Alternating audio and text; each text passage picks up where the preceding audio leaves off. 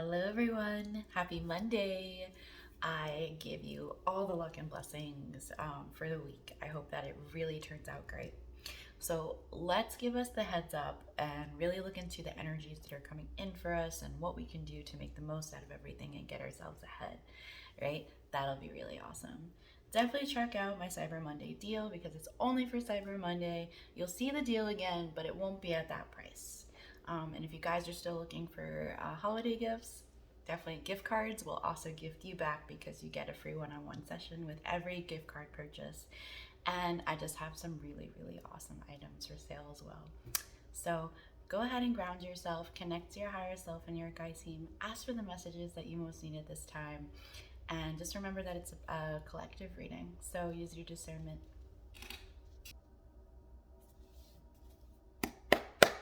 And yeah, it's my finals week, guys, so I might be a little busy, but I am here as always. And whenever you guys give me a little purchase or anything, you're letting me take a break from my schoolwork, so I super appreciate it.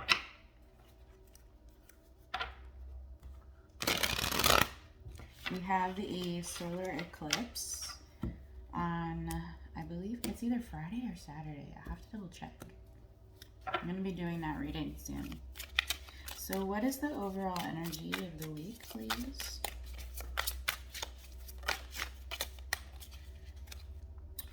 We have the Seven of Swords with the Two of Swords at the bottom of the deck.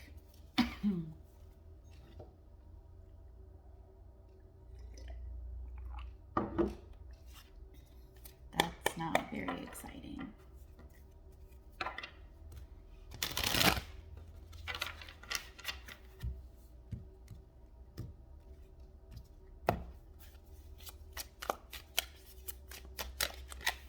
Destruction. Wow. In conclusion.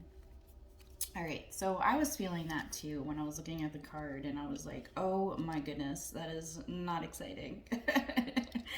um, yeah, so with the Two of Swords, in conclusion, you know, it looks like there is this ending coming, you know, destruction that we don't see coming, we don't see happening.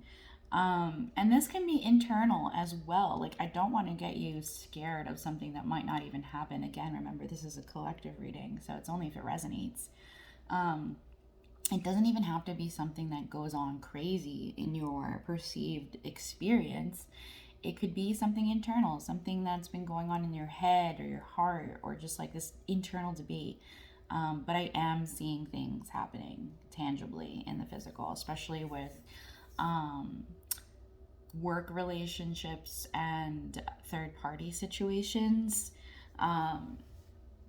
So it's kind of like taking us by surprise here, right? Because the Two of Swords could mean like not knowing which way to go because you're so mentally just like in it that you can't even take a step back to understand, and you're kind of blindfolding yourself. But in this, I see more that you're like in your head thinking about things, trying to see which way things will go, and in the confusion and trying to understand, all of this is going on behind you. Look, right? Remember, I say that I really do pay attention to the positions of the cards, and this person's back is towards this. And if you look at this card, the Seven of Swords, this person is going this way.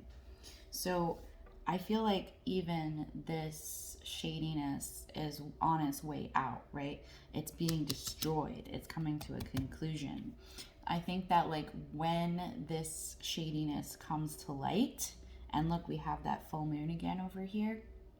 When that shadiness comes to light, it's going to blow up everything that that foundation had set on, so that, you know, we can walk away from the shadiness, we can walk away from the conflict, we can walk away from the mental anguish and the confusion and the anxiety about it, and really finally be able to choose a path more clearly.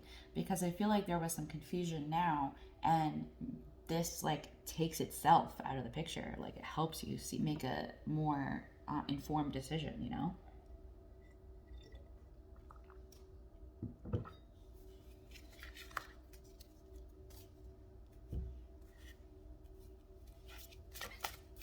what is the opening for us right now? Like, what might we be able to, what path might we be able to step on if we align to it? We have the Empress and the Two of Wands. These are the Seven of Cups, the Queen of Cups, and the Ten of Swords. That's also why I was saying I feel like this has to do with third-party situations as well. So what came out at the bottom ultimately was the Ten of Swords. We have the Two of Wands and the Empress. Remember, it's 2-3. So it's kind of like, you know, everything kind of culminating. What's the path that we might be able to align to? Inner child, bound, mute. Compromise and recognition with inner child.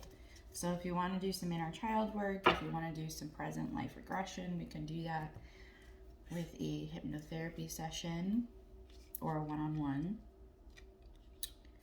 And I just placed that inner child under the Ten of Swords, like not on purpose. So it might have to do with some pain. Like it might all have to culminate with some defense mechanisms and self-beliefs that came about from some pain in your childhood or their childhood, whoever is involved with you with this shadiness that is going on. So with the Two of Wands and the Empress, remember I was saying it's kind of like you're trying to make a decision, right? The Two of Wands is that decision. It's the two paths. And it's choosing to step up into your like ultimate form, basically, right? The Empress is the queen of all queens. Queen of Cups, you know, emotions, love, care, nurturing. Queen of Pentacles, you know, manifestation, home, career, stability. Queen of Swords, logic, communication, standing up for yourself. Queen of Wands, being passionate and fiery and sexy and being able to create, right? The Empress manifests like no other. So there's this recognition and compromise here that I'm seeing, right? When I was saying, right, I'm feeling this heavily with third-party situations and even just in general relationships as well. I just see that kind of as a highlight right now, but it's also happening, like I said before, in relationships and your career, also with family and friends. And I do see that heavily as well with family because of this inner child, right? So the path that is available to us if we align to it is stepping into this Empress mode, which everyone has inside them regardless of the gender that you identify with. Just recognizing that you have this power inside you, that you have this choice and this ability within you, and coming to the compromise of, okay, I am not going to allow for shadiness in my life, but I am going to do this to make this happen. And that, you know, those specifics are for your situation that I could look into more if you want. But also with these relationships that are being brought out in the open and destroyed and concluded, right, with all this fucking pain, right? Like it's a real blow. But recognizing what kind of relationships do help you feel in your power, that do make you feel good, that do, you know, help you to put you on your path that you want to be most on. So what is the guidance? How can we align to this path, to this Empress mode? We have the Ten of Wands that flew out. We have the Two of Swords again at the bottom of the deck.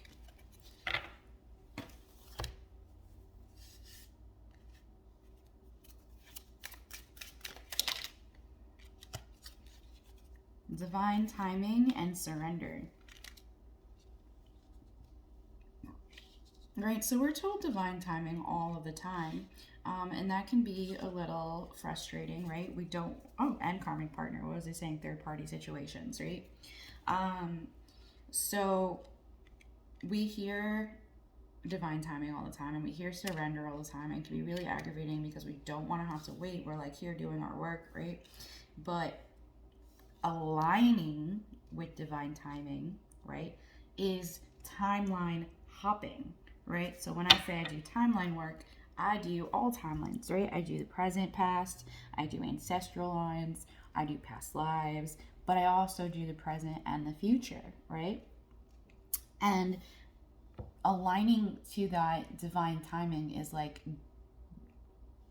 healing all that past, transmuting the present, and hopping into the future on that timeline and hopping right into that divine timing. So over here, right, we have the Ten of Wands. It's like really, really just being so tired because you've been working so hard. And surrender divine timing. Like, oh my gosh, I'm so tired. I've been working so hard. I've been trying to surrender so much to what divine timing is. Well, while you were busy being tired and while you were busy working, all of this has been happening where you can't see it behind you, right? You're facing that way and you're trying to figure things out. Meanwhile, behind you, all of this is happening. So just remember, right, that the work is worth it, that you're worth it, that every ounce of healing and inner work and self-work that you do for yourself and your life is worth it because it is helping you align to this divine timing. And surrendering to that divine timing is surrendering to the power within yourself. Okay? So if you need any help with that work or that surrender or just support during this whole destruction, shadiness, completion time, go ahead and let me know. This moon cycle and the solar eclipse is going to bring a lot of change. So I am here if you need me. Have a great week, guys.